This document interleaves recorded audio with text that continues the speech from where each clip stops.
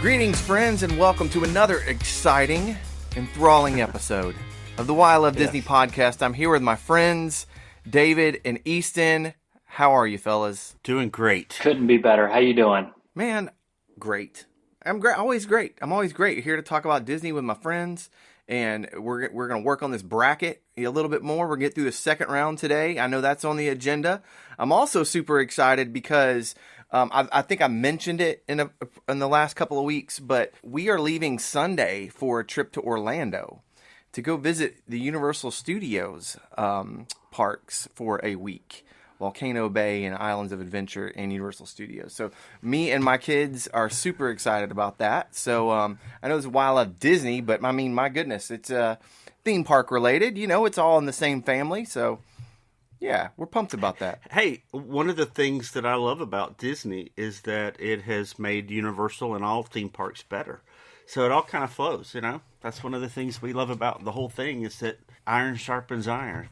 As one does great, it makes the other one have to do better. And so, you know, we hope it works. We hope that with this new theme park at Universal that it rubs back the other way and it inspires Disney to do even better, right? I was about to say that. Yeah, you're right. I think Universal's upped its game and has been really, honestly, firing on all cylinders for the last few years and are aggressively building this brand new park in like record time. And it's kind of amazing, to be honest with you. And really, you hope that Disney looks at this and is like, hey, you know, we're Disney. We could do this too. You know, we've done it before. We could do it again. And hopefully this will inspire them to create some great things as well. So we'll see. I think if I had a top list of things I love about Disney, I would put in the world of Harry Potter at Universal because, hey, that's one of those in Disney. I think inspired a lot of those guys to create that part of the park so amazingly well. You know. Yeah, I was listening to the Disney. It was actually the guy that does the Disney podcast that we like so much.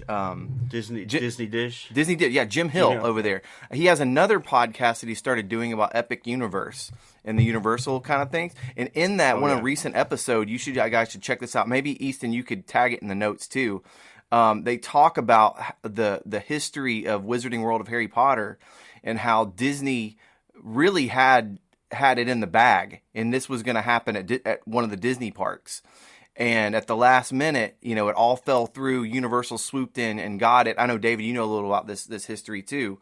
It's fascinating to think that this all could have been in Disney, and instead it's in Universal. And I think most of us actually probably think we're kind of glad it's in Universal, knowing what we know about that negotiation. It's much more true to form, and J.K. Rowling has a lot of say on what happens there, and really built for the fans. Would you agree with that?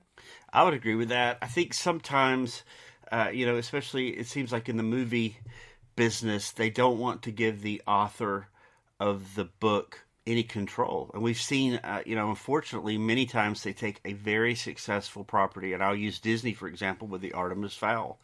Great, successful series, and they change so much that by the time the movie comes out, it's like it doesn't resemble what you love. And, and that could have happened easily with the Harry Potter franchise. So I'm very grateful that J.K. stuck to her guns and said, no, I've got to have final say.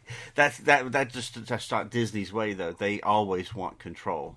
Yeah. So, fortunately, Universal said, no, we'll let you do what you want to do. Well, I'm gonna have a butter beer for you guys, and I'll raise my glass and cheer on the Why I Love Disney podcast.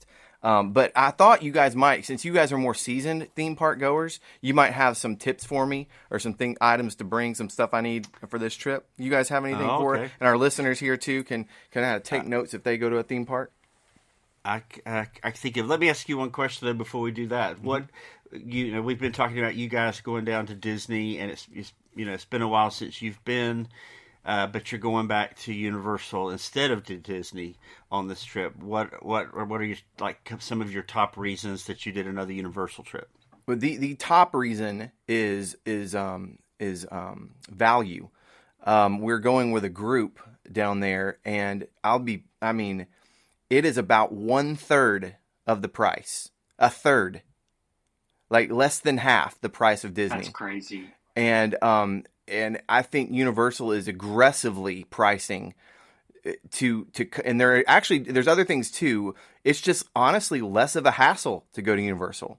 I know Disney's gotten rid of park reservations, but there's no, like, even the idea of Genie Plus sort of just gives me a headache to even consider. And to be honest with you, I can just buy a ticket, park hopper ticket. I can go to any park I want whenever I want. I can ride the Hogwarts. I can go to the water park.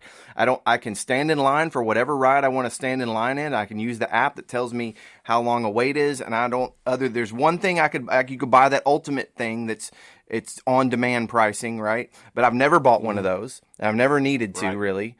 And honestly, like, there was the cost, and then there's just I won't say it's intimidation factor. I mean, I know I could figure it out, but I don't really want to. You know what I'm saying? Well, you would be fine. I mean, and your guy, your boys. I mean, everybody would be so quickly able to figure that out. But it is a hassle, and just the principle of knowing I've got to pay. I mean, that's the thing. You know, when you go to Disney, you're gonna have to pay more because the lines are so long, and they manage that thing so that if you don't have Genie Plus, you're going to be standing in some long lines. And even with Genie Plus, you're going to be standing in some lines. So, yeah, it's I hope they keep working on that. But I definitely can understand that reasoning. And the cost is just, I mean, that's a huge factor right there. With a family of 6, that's a big cost. Yeah, totally. So I will highly recommend if you're bringing students and or anyone, any student groups, the group rates at Universal and the group customer service is spectacular. They're fantastic. And I couldn't recommend it more if you ever want to bring a group of 15 or more students down there. Well, that's amazing. I have been trying to get there. I wish we could go this time. But we've got, we've gone to Disney again, but I've not done Hagrid's Magical, what is it? Hagrid's Motorbike Magical Motorbike. It's a Hagrid's. It's a I mouthful. haven't done Hagrid. I haven't done Hagrid's, and I haven't done Velocicoaster, so I feel behind in my Universal. Well, we want to get to the bracket, but y'all hit me real quick with some tips. If you're a theme park goer, maybe some general theme park tips or some specific Universal things. What do I need to bring? What do I need to be prepared for? What do you need to bring? Or whatever. If I'm going to either park, the number one thing that I think you need to bring is, of course, comfortable shoes, because you're going to do a lot of walking, and with that, my other thing would be to bring an extra pair of shoes, especially at Universal, because you can get really wet. Popeyes, and what's the other one? Dudley Do Right. I forget what it's Dudley called. Do Right. That log flume. You just get soaked, and even on the Jurassic Park rides, you can get soaked. So you're right about that. I've been even one time at Splash Mountain at Disneyland, we got so soaked. It was in the fall. We had jeans on that day. The jeans, our shoes, socks, everything was so wet. It was like, no way. We can't walk around like this. It's not going to dry. We've got to go back to the hotel, change clothes. So if you could have that extra pair of shoes in a locker somewhere, maybe get a group locker and pack some extra shoes in. That would be one thing. Easton, do you have any thoughts? Well, as far as something to bring, I would definitely bring like a portable, like a battery pack for your phone. Yeah. Oh, that's a real good one. A battery pack. Even if you don't use it, it's really nice to have if you get kind of halfway through the day and realize your phone is about to die. That should have been especially if you go with a group and have to be checking in on people periodically. That maybe should have been my number one, because I can't tell you how many times my phone has died in a park, especially because you're Disney. also nowadays using it all the time, and it's got tracking stuff on you, so it's probably draining that battery even more. Disney has these things called fuel rods that they're little battery packs you can rent or buy, and I'm not sure what Universal has, but that is a huge one. Another one that I would always say is it's a good thing to have, especially with kids, is pack some Ziploc bags, just like some gallon bags. Have them down in your backpack. They don't take weight, but you might want to put your phone in them on a wet ride, or if something gets wet, or if something with food, you just never know. They're just Ziploc gallon bags. It's a good thing to have down in your backpack. Great idea. You got anything else, Easton? Well, something for when you're there that I thought through is utilize the single rider lines. Because, I mean, obviously, if you want to ride something with your family or with close friends, that's awesome. But utilizing the single rider lines can almost be like its own fast pass, because most people are wanting to ride with others.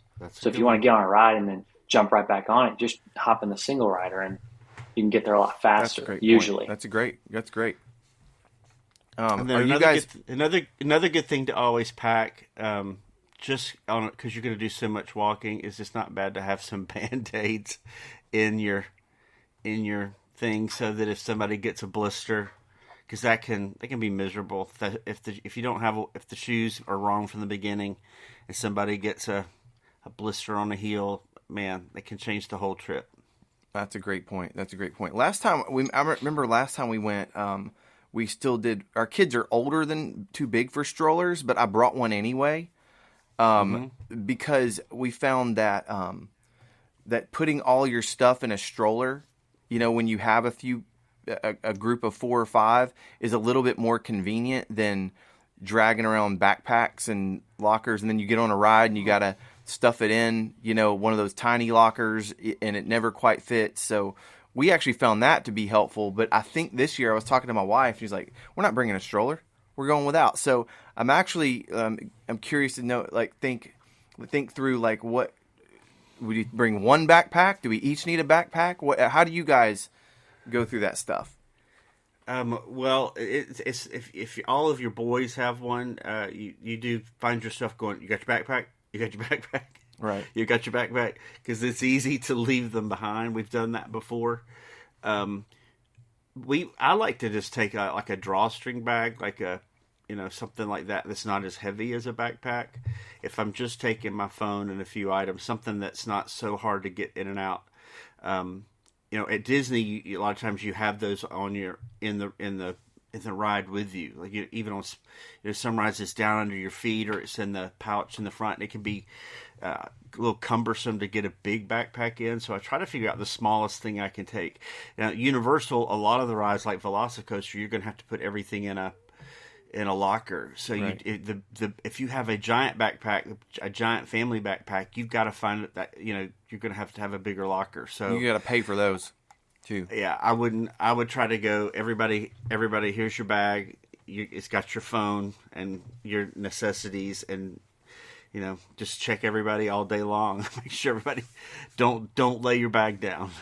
Yeah, we've lost wands in those lockers. We've had all sorts of issues, but we'll do that. Thank you guys for the tips. I'm super pumped, and I'll let you guys know how it went. I'm really pumped about Velocicoaster again and Hagrid's. I do think those are my 2 favorite rides across any theme park right now. 2 years ago, so we're really excited to get back, and my kids are so pumped about it. Hagrid's is one of my favorites, and I've not even ridden it. I've just watched it online, so it's even amazing just to watch it. And of course, Velocicoaster, you got to experience that for sure. But yeah, I'm excited for you guys. Awesome. Well, we are going into round 2 of our villains bracket. Are you guys ready for this? Man, I was looking through. Right. There are some crazy matchups that are coming down now, and it's only going to get worse from here, or better from here, depending on your perspective. Yeah. So let's get rolling, man. We got 32 teams left or teams. I just called them teams. 32 villains left in the bracket, and some interesting matchups. Easton, walk us through which region we're starting with, and who's going to who's our first matchup for the day. We are starting with the East bracket here, and our first matchup of it is our 1 and our 8 seed. This is going to be Sid Phillips versus Clayton Now, Sid Phillips beat out Bill Sykes, and Clayton beat out Arthur. So now we've got Sid and Clayton going up against each other. Sid and Clayton. And we should let everybody know, if you're just joining in and tuning in, we did 2 episodes where we went through the first round of these. These are all seeded by Rotten Tomatoes scores for their movie. And the highest scores, we take the villain out of that, and that would be where we get the 1 seeds from. So these are objectively set up here to move forward. But we have the 1 seed who beat Bill Sykes, right? Sid Phillips up against Clayton. And remind our audience who Clayton is. Clayton is from Tarzan. Tarzan came out in 1999. 1999. Right. And so it's a man with a gun versus a kid. Yeah, that's who's mean to his toys. Man, now, definitely Sid's more iconic, and we talked about originally in the first list how iconic they are, how evil they are, how powerful they are. All those things factor in, and then just how much we like them or dislike them. So how creepy they are, you know. Every villain has his strengths and weaknesses. So Sid is definitely the iconic, more memorable character, but Clayton is the more villainous as far as he's deadlier. Well, unless you're a toy. We did see Sid blow up some toys. So. You know what's interesting? I could totally see like Sid growing up to be Clayton. Oh, you know what I'm saying? What if that's some lore right there. No, I don't think they have different. You know, but his so remind me. It's been a while since I've seen Tarzan, but Clayton is kind of he's a hunter, right? Is that true? Yes, he's hunting the gorillas. Yeah, and illegally. The group that he's with are like poachers, and they're like rich, aristocratic, right? Is that right? They have like the exterior of like British, you know, just sort of aristocrat kind. Is that true? Like rich kind of tourist hunters, that kind of thing. They play it off like Jane and her dad. Like they're going with them so that they can observe gorillas. I gotcha. But they're secretly, Clayton's got that secret mission to hunt the gorillas. Okay. All right. So I would see like if Sid was at the toy store with his parents and, let's get these, what do you want for Christmas? And he's like, which one of these toys can I destroy? You know, it's kind of like, that would be the equivalent. All right. I got it. I think I'm going here. Listen, I think if you're, I don't know how you guys are approaching this, but if you're looking about who is like the most dangerous, it's Clayton. But I still think Sid has the marks of like psychopath serial killer. So, and he's more iconic. So I'm voting for Sid. I'm gonna let you guys fight it out for the rest of it. Do you want to go next? No, I'll let you go first. Okay.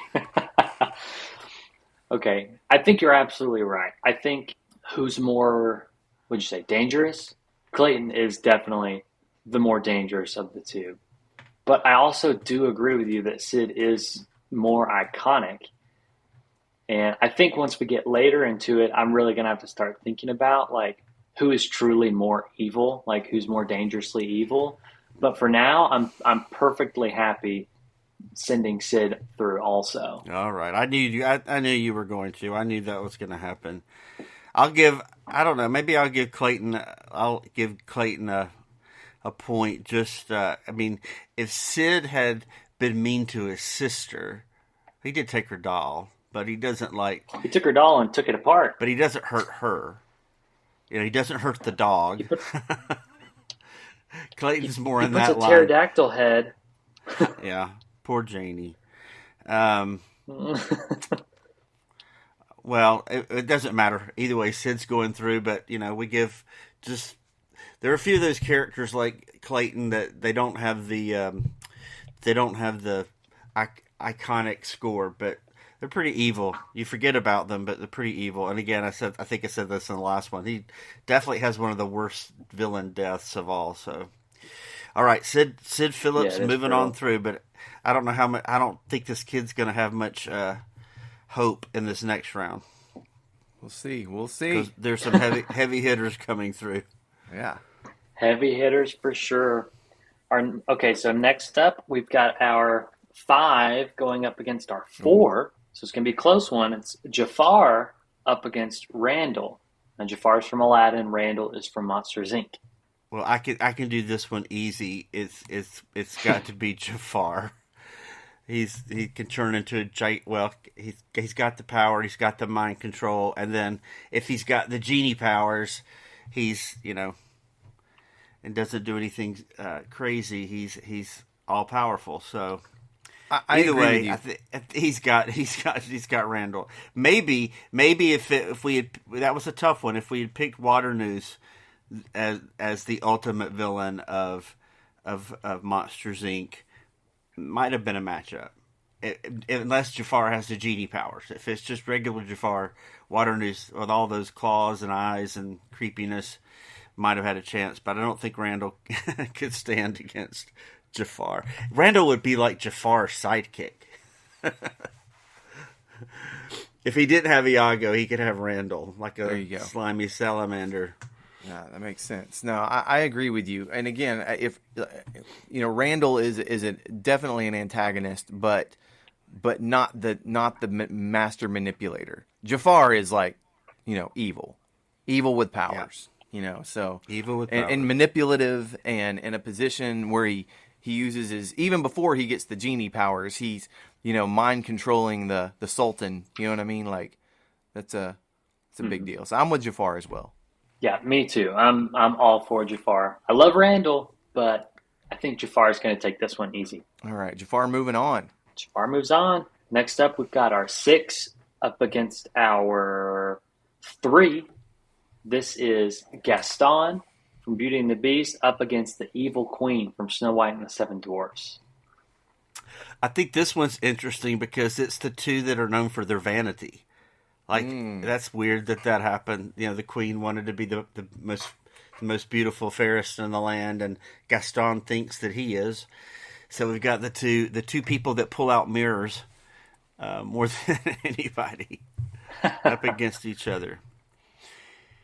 I could go easy on this one. It's got to be the evil queen. I think Gaston would be afraid and be running from her, or trying maybe to date her. They would be competing over who was the prettiest. But I'm gonna have to go with the evil queen. She's got the spell book. He doesn't have I don't think a chance against her. I agree with you as far as who would beat who. I think Evil Queen would definitely beat Gaston if they fought. But I think I like Gaston better because he's this. I mean, they're both very selfish, right? They're both very selfish, conceited people, and they both are out to kill. But the Evil Queen sends someone to kill Snow White. Of course, there's the apple later. Yeah. Sends someone to kill Snow White. Gaston is ready to kill the beast. Yeah. And it's not so much that he's after the beast, it's that it's someone that Belle's in love with, so we need to get him out of the picture. Yeah. Right? If I can't have Belle, then nobody can. So I'm going to put my vote for Gaston. That's right. That's interesting. I think that's the same thing. Like, if I can't have Belle, nobody can. If I can't be the fairest in the land, she can't. I mean, it's the same. It's the exact same motivation. If it can't be me, it's very somebody's similar. Got to die. Well, so I guess I think picking Gaston's an incredible character, but up against the Queen, it's like a movie star versus a television star. So here's where I would differentiate the two. All right, so who the target of their evilness? All right. With Gaston, you're right. It is underneath it someone who is in love with Belle, right? That's threatening him. However, it's also someone who's not completely innocent. He's a beast he's a beast and he can get by with this. Whereas the evil queen is targeting a completely innocent person, like completely innocent. And even in the way they do it, if you were on trial for murder, both of these, evil queen is straight up premeditated murder 1, death penalty, right?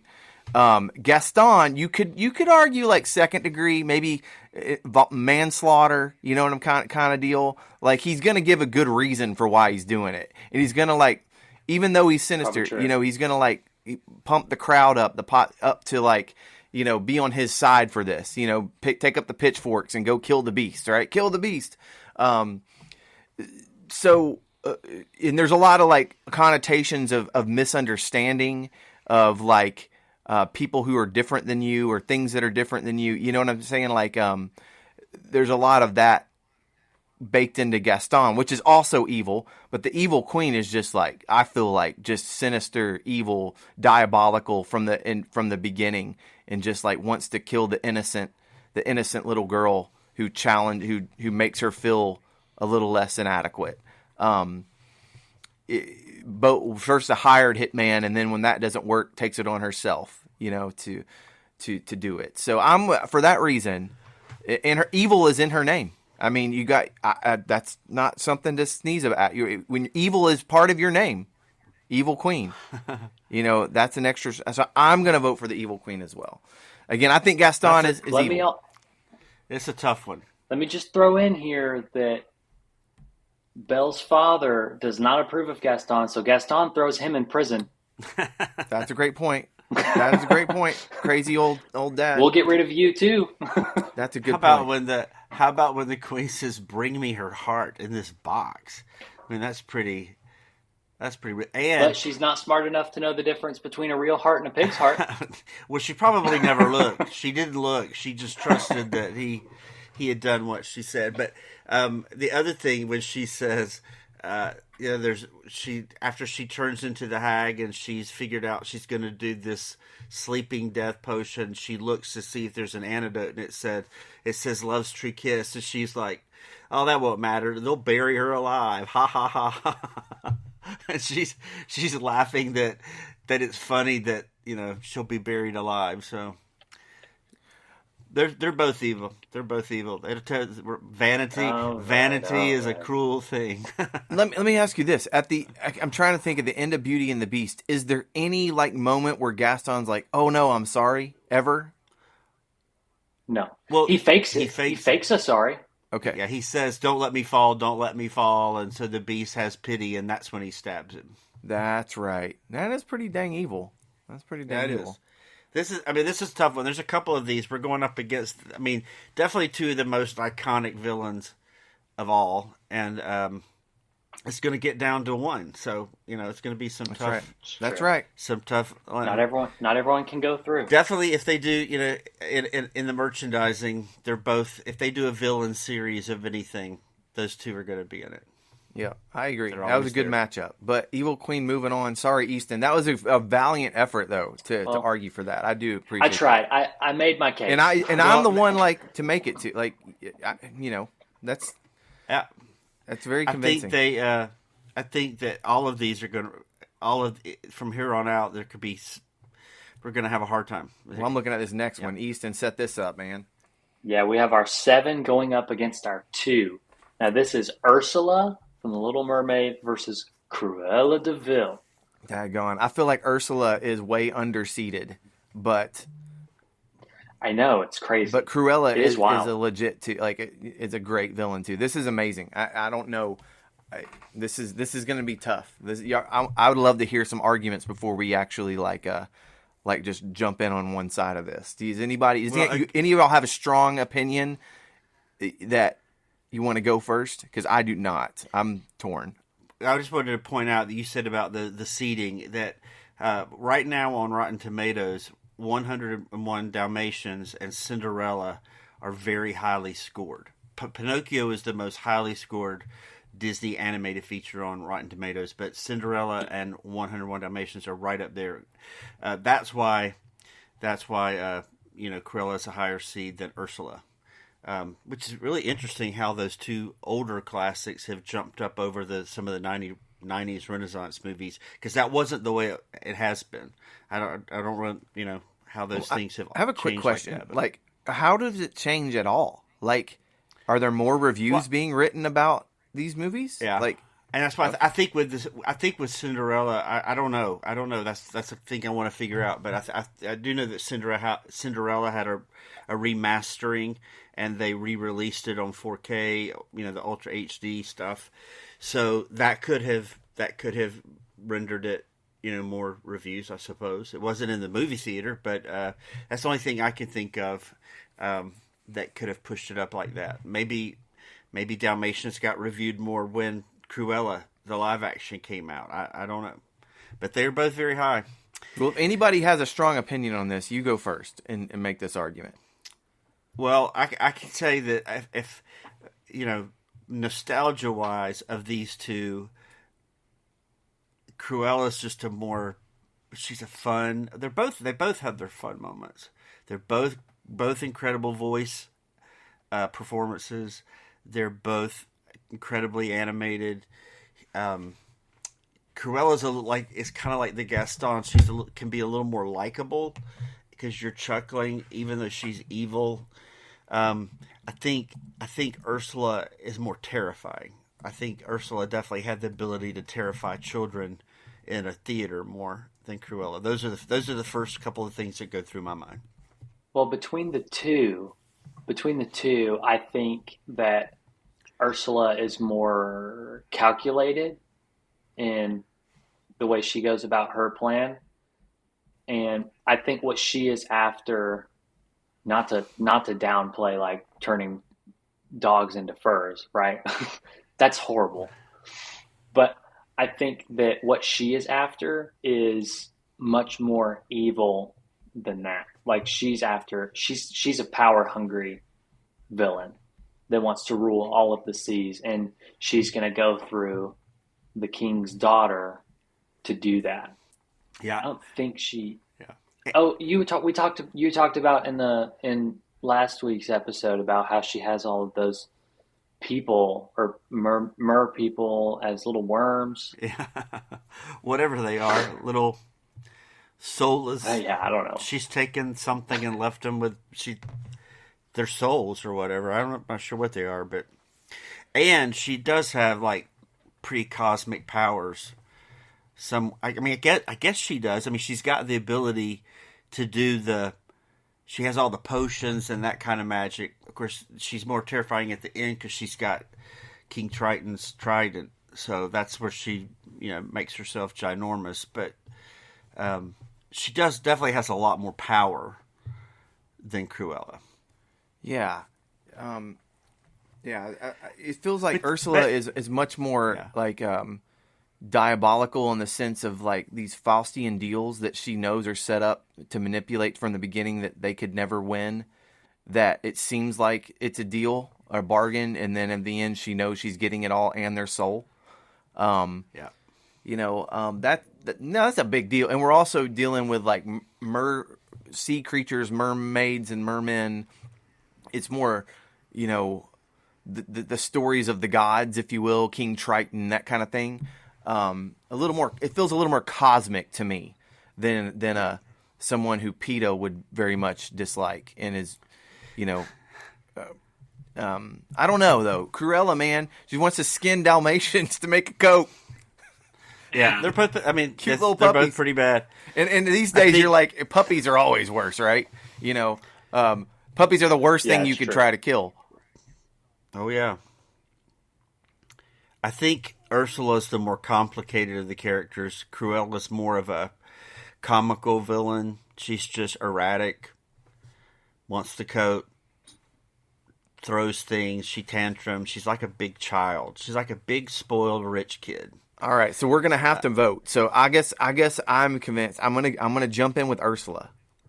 I think I'm gonna have to go with Ursula. Me too. I'm voting although for Ursula too. Cruella is probably more my favorite there. I'm going to have to go with for power and evil. I'm going to have to go with Ursula. All right. I thought this would be a little closer, and it was. I think we all just sort of talked ourselves through it. Yeah.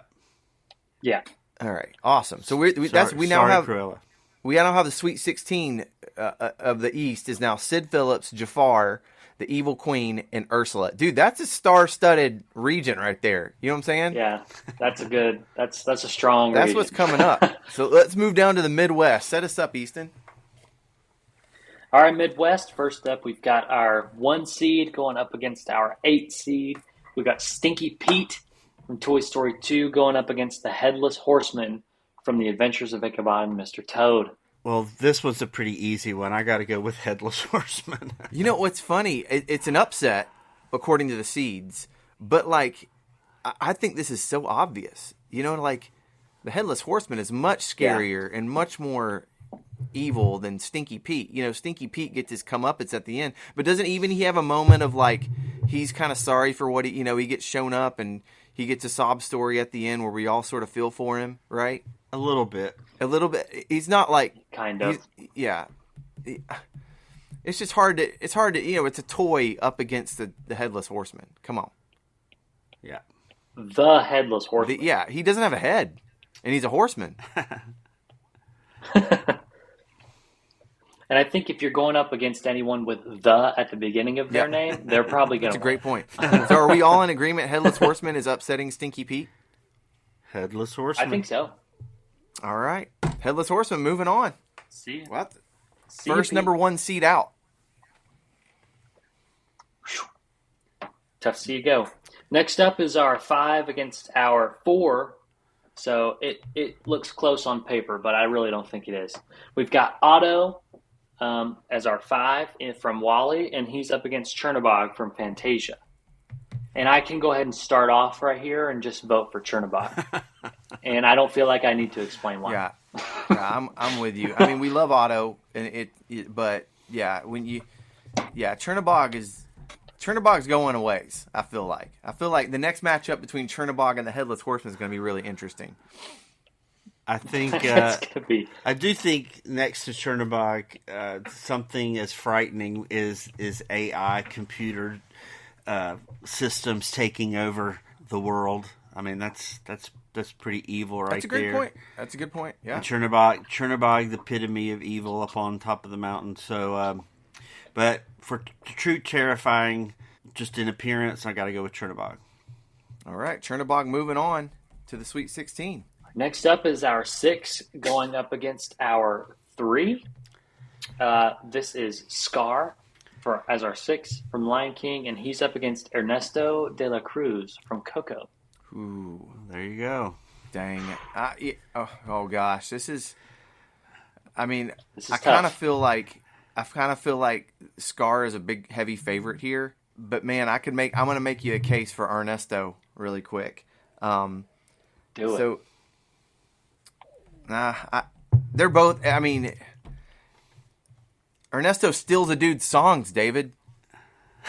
Knocks him off to become famous. He's a song stealer. I guess the thing I gotta know is it human Ernesto or is it afterlife Ernesto? Because Scar really can't do anything to afterlife. Like he can't kill him. He's already. But afterlife Ernesto doesn't hurt anybody either. It's actually the human Ernesto that's the deadly Ernesto, and Scar would take him out. But Ernesto's pretty plotting, so we don't know. I don't think he would really stand a chance against Scar, but unless he poisons. Well, they're actually they're very similar. They're very similar in their kind of character arcs, where they kill off someone close to them, and that for power, that person's for power, and that person's offspring kind of undergoes the weight of that. That is I think true. Simba goes through it a little bit harder because Miguel doesn't really know it's him, right? But they both kind of have the same storyline a little bit. Yeah, that's true. That's a good point. I haven't thought about that.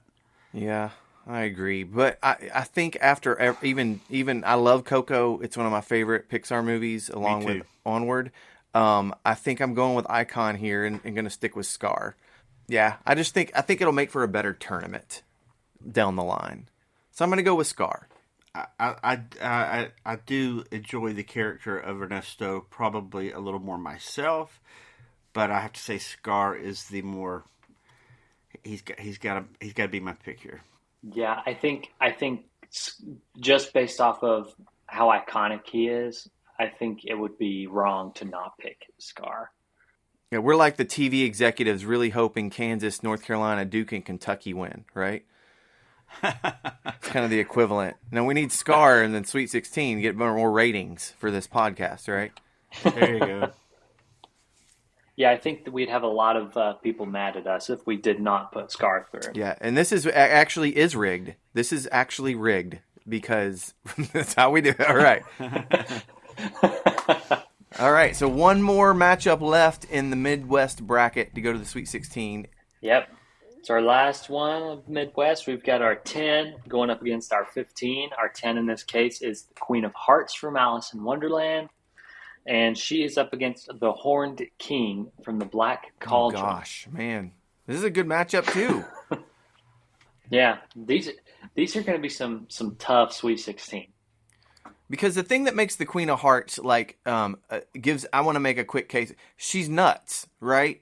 And you ever, like, you know, when you're in grade school and there's that one kid, he's small, like, but he's crazy, and you just know you're never going to fight that crazy kid. You know what I'm saying? Because there's no lines that won't be crossed. There's no fear. He's just going to pulverize. You know, just no. Don't mess with the crazy kid. And I feel like that's Queen of Hearts. You know what I'm saying? Yep. And she's got a lot of people. She got a lot of people. If she says off with her head, they'll say okay. Yeah. I mean, they do what she says. So there's no rationality, no reason, no calmness, no wisdom. It's all, you know, impulse and flying by the seat of your pants and emotional and rage, white hot rage, and anything can happen at any time, and it's unpredictable. There you go. I would.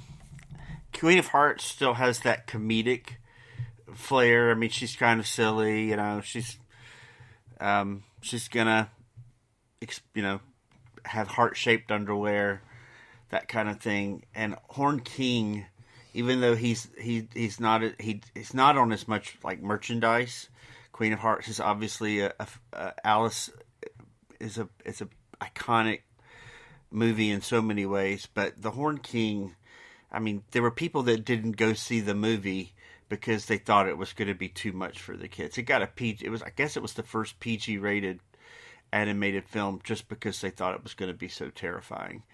And for that, I've got to give him, you know, he's a terrifying character for most kids. So I'm going to go with the Horned King. Okay. Although I do think the Queen of Hearts is incredible. This is a tough one. This is like going against a lot of nostalgia to pick the one I think actually would do the other one in. I also am going to go with the Horned King.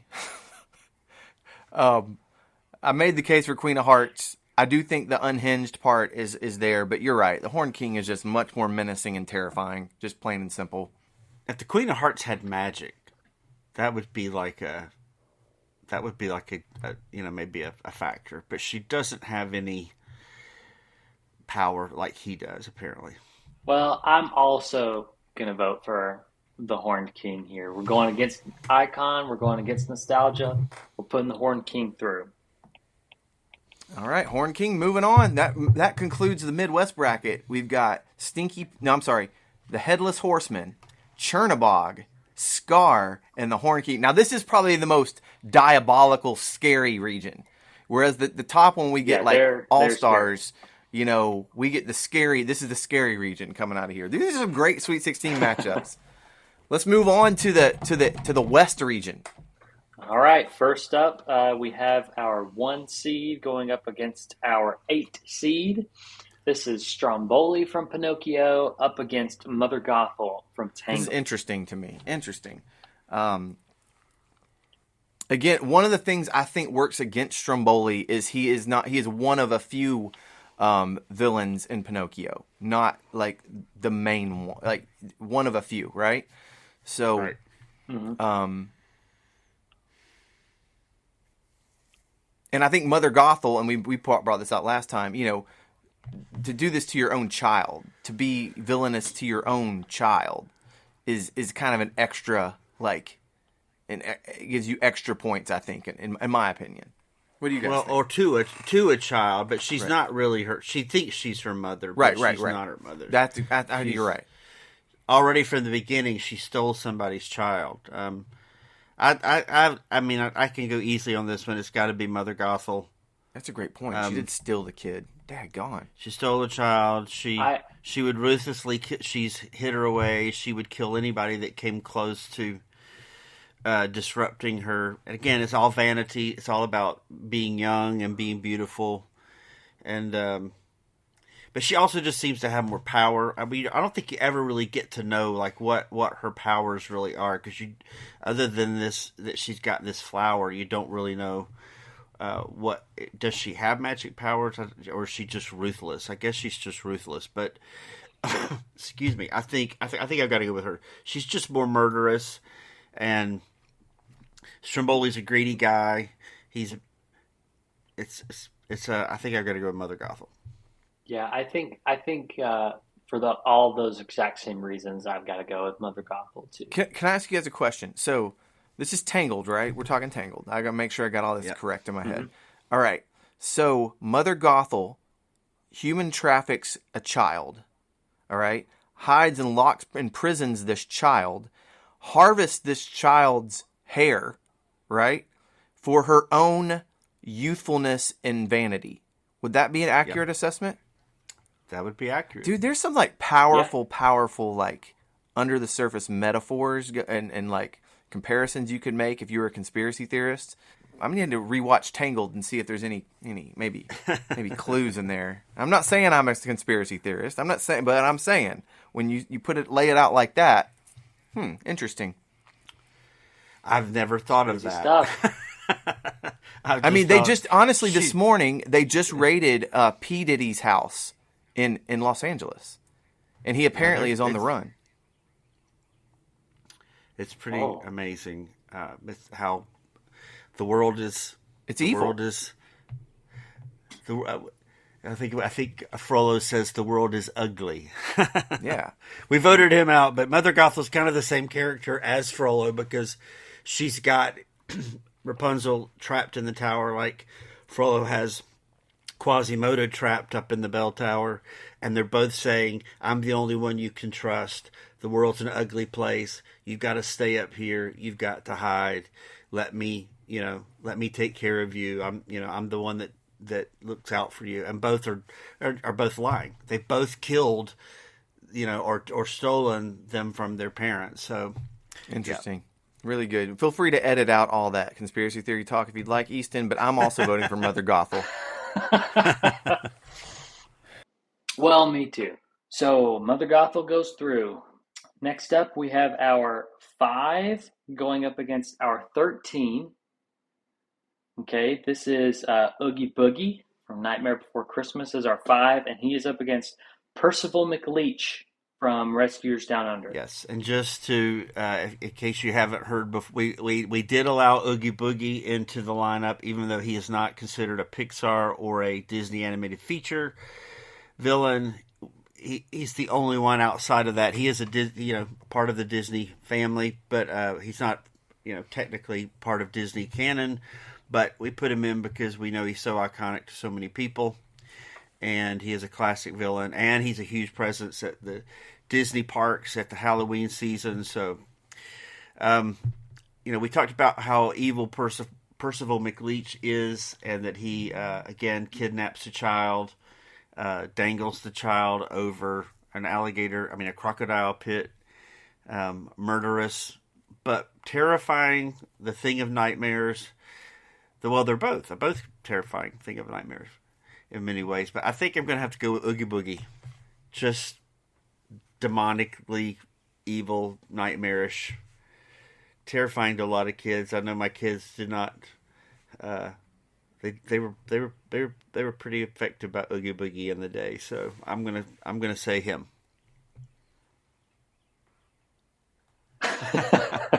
I'm inclined to agree. So, although Percival McLeach is probably a little more like human evil, murderous, right? Oogie Boogie's just scarier looking and more iconic. And I think you're right. It is when you get an image in your head that keeps you up at night. For me, it was Michael Jackson in the Thriller video. I saw that when I was like 5 or 6 years old, and I couldn't sleep for 3 years. So Oogie Boogie is like that for another generation.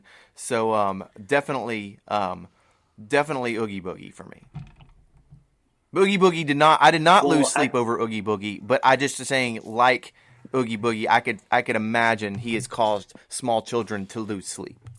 Well, I feel like we keep doing this where we both agree, but we think the other person's not going to.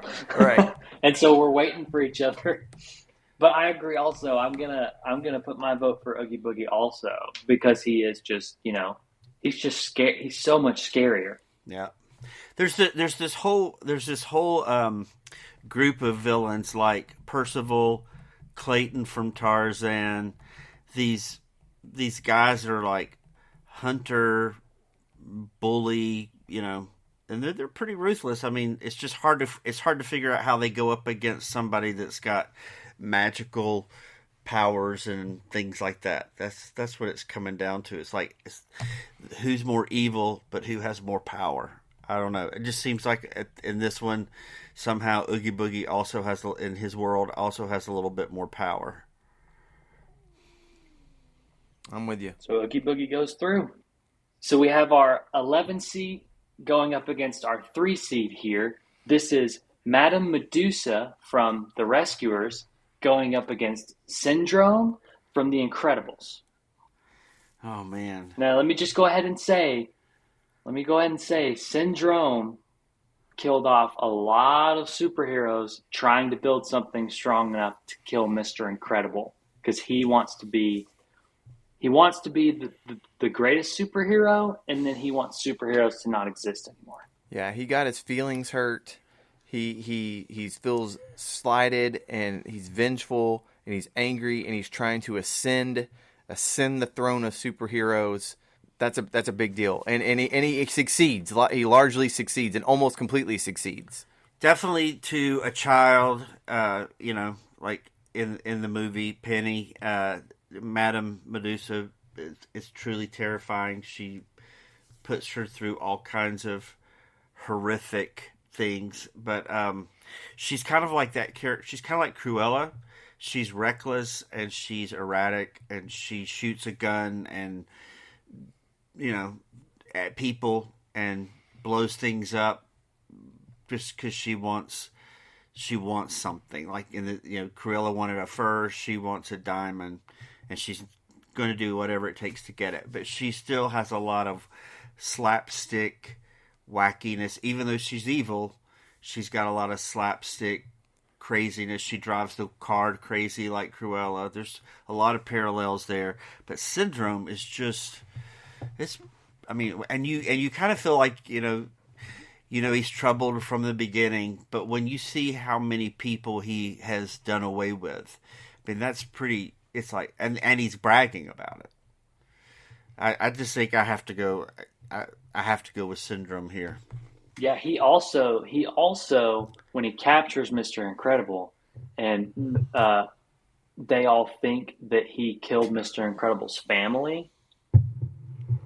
And he is crying about it. Syndrome says, "Why? Basically, why are you sad about that? That makes you weak. That you care about people."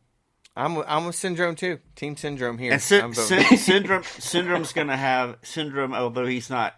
It doesn't have the magic some of these guys are going to have that he's going to have to go up against in the next round. He's got technology that's just as powerful in some cases. So he's going to be a foe for a few even in the next round. So yeah, I'm Syndrome too. I do in a lot of ways wish that they hadn't let him end in the first one. I wish that they had somehow, like classic Batman characters. They never die, but they're not. Somehow they make it through, and you can't possibly think, and they show back, because I do think it would have been really good in Incredibles 2 if somehow Syndrome came back even more powerful. But or like at the end of Incredibles 2, you really don't realize like, oh, it's him. But anyway, Syndrome moves on. Our next matchup here is probably going to be a little tough. It's our 7 going up against our 15.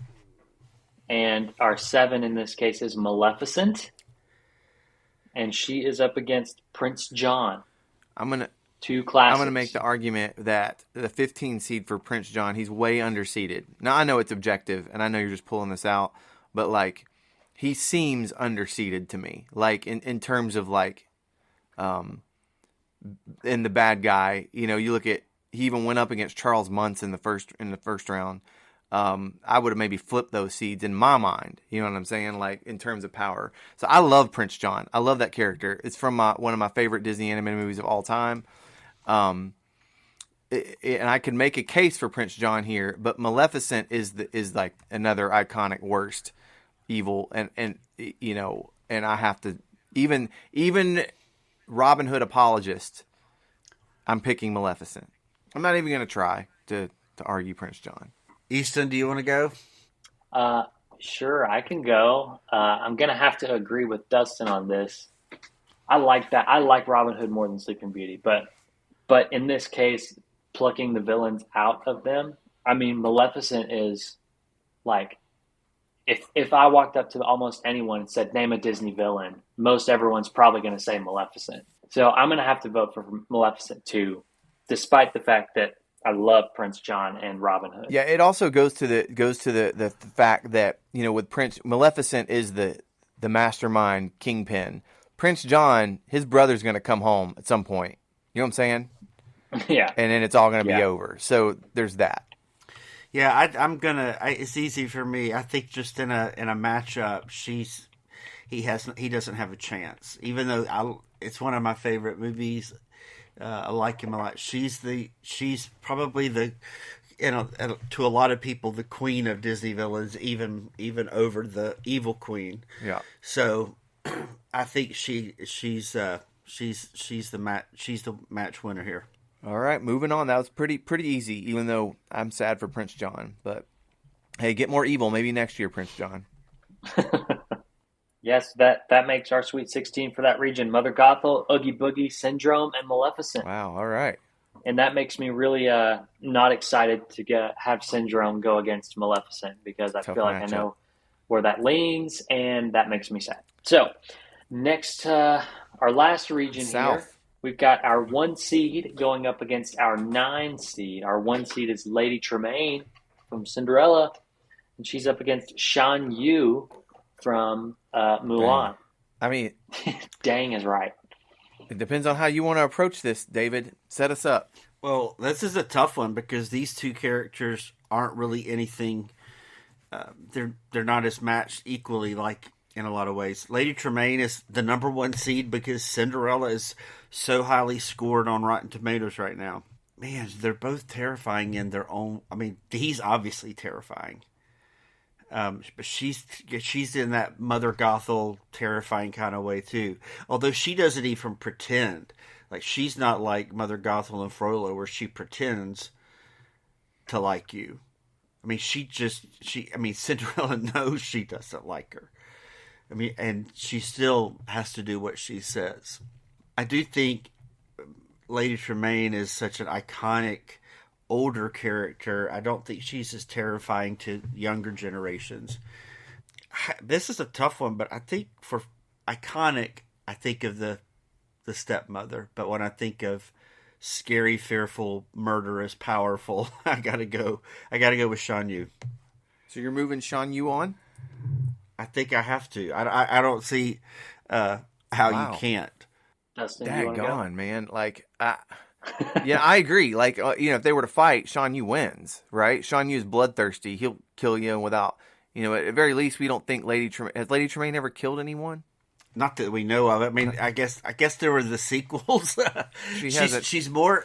She gets they were not my favorites, but when my girls were little, that's when the Cinderella 2 and Cinderella 3 videos came out, the VHS or on DVD. They might have been DVD, I can't remember. But she gets magic. She gets the ability, she gets the fairy godmother's wand and can turn back time. And so she's more dangerous when she has magic, for sure. And I think if they'd gone back and they had given her a little bit of magic, would have been a good thing in the first one. If somehow she had some secret abilities, and that's how, if she had, gotten, manipulated Cinderella's dad through magic, and that's how, But anyway, she doesn't. So for that reason, she doesn't have any really power other than over Cinderella. Yeah, I agree with both of you. I've got to go with Shan Yu. As far as who's more evil, I think Lady Tremaine is a little more like inwardly evil, and Shan Yu is both. Like on the inside he's evil, but he like really shows it. Yeah. All right. Upset. So, big upset. Shan Number Yu- one seed out. Shan Yu goes Stinky on. Pete and Lady Tremaine out Big today. upset. That's we have only one number one seed left. Sid Phillips is the only other number one Stromboli's seed. out too. You're right. Oh my goodness. Okay. Next up is our 12 seed versus our 13 seed. So very close matchup here. We've got Chick Hicks from Cars up against Long John Silver from Treasure Planet. This is a strange one. You guys are going to have to help me figure this one out. It's weird. I don't even know what to do on this one. I do feel like I don't know. Neither one of these guys are going to win the title. You know what I mean? So we're sort of like talking here. Let's just compare the two, because one of them's going to have to face Shan Yu in the next round.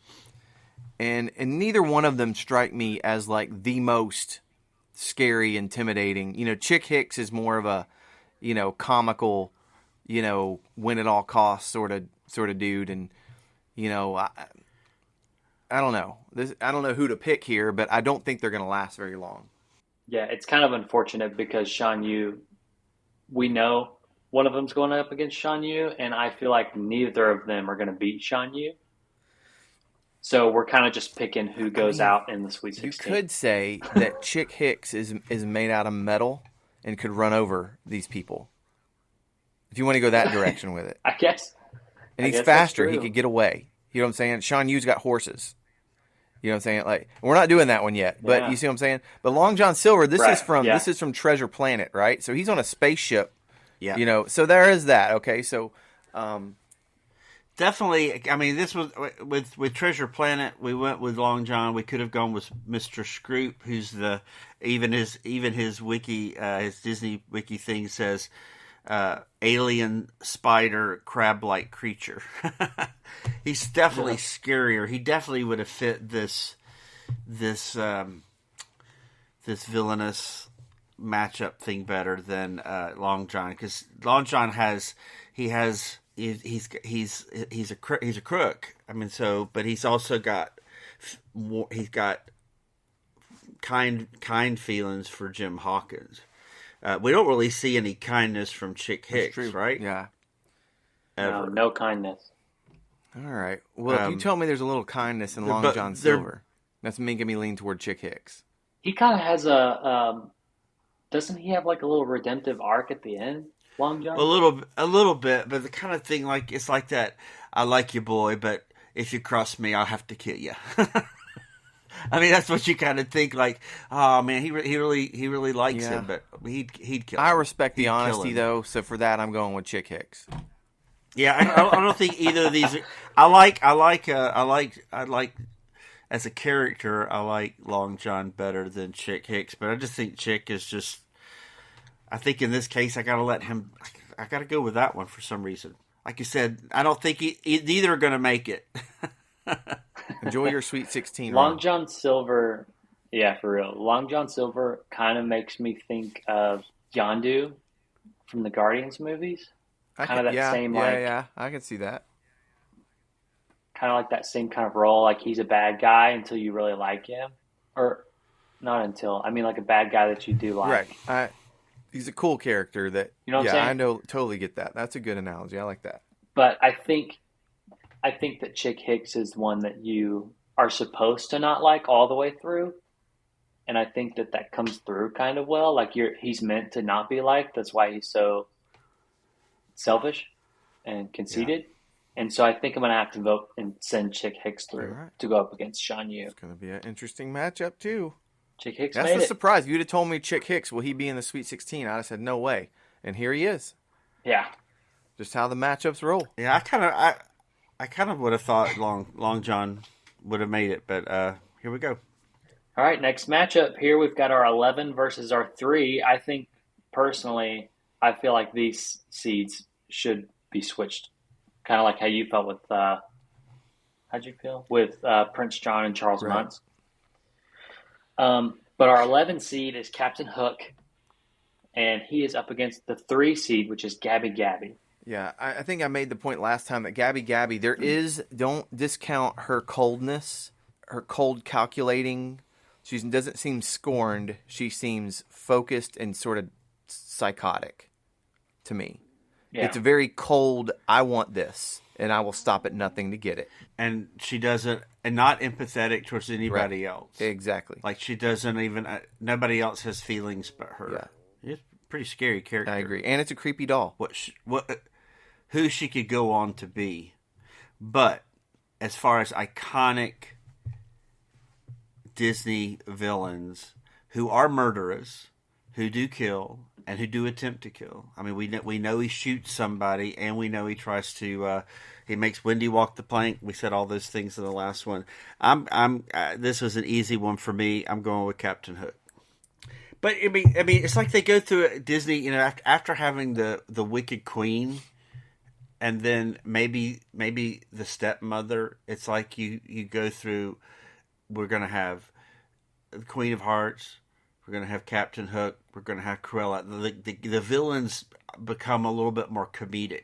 They're scary, but they're not quite as terrifying as maybe that.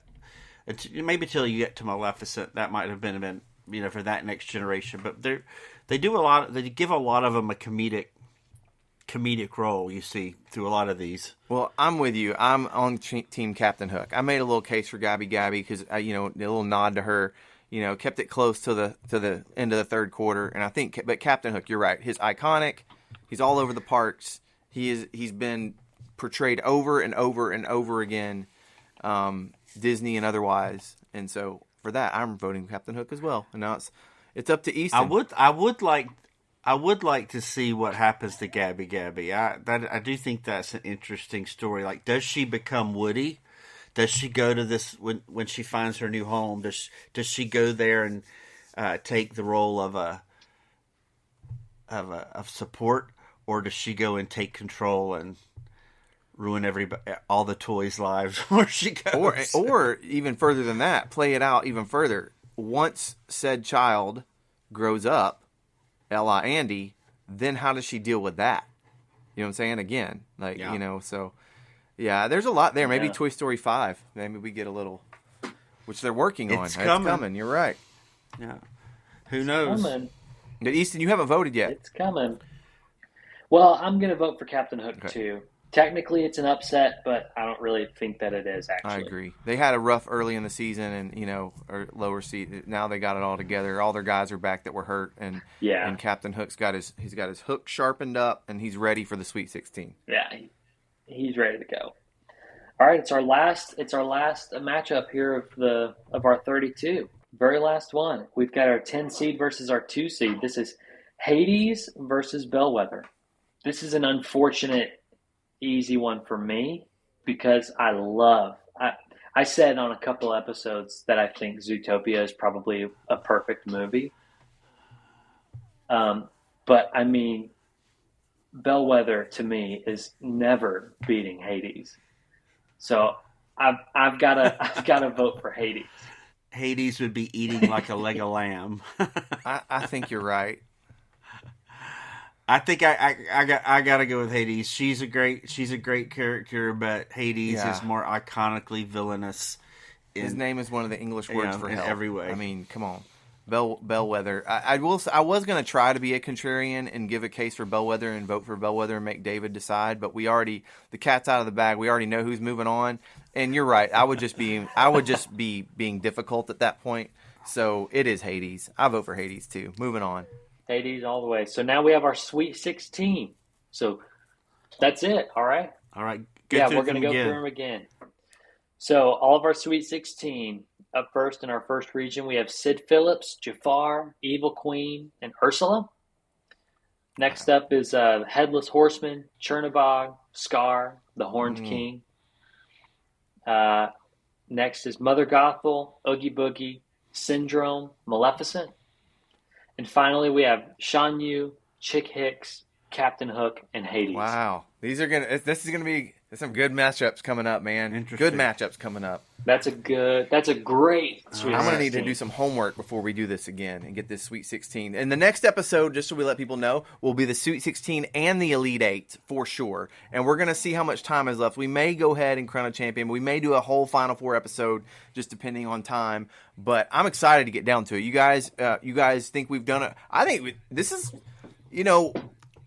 done a pretty good job here. Like, we got all the big ones still in. So far, yeah. I know there's a couple y'all wish were, matched up against Chick Hicks in the first round, probably would have made it. But other than that, it's kind of working out pretty well, I think. Yeah, I think it's going strong. Yeah, I think Chick Hicks being in there is about the only wild. But he just got a great draw. Surprise. It looks like to me. Yeah, he did. He would never would have beat Yzma or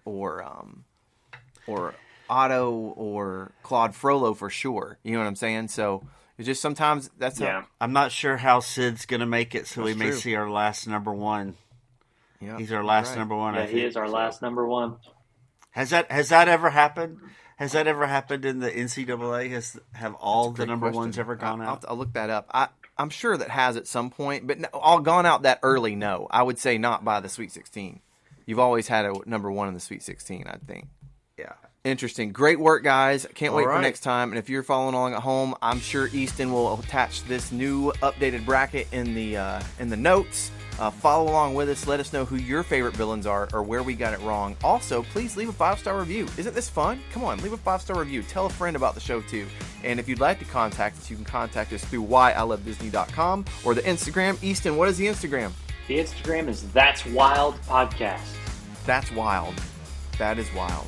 And that is all for today. And we hope you guys have a great afternoon or evening whenever you happen to listen to this. And until then, so long.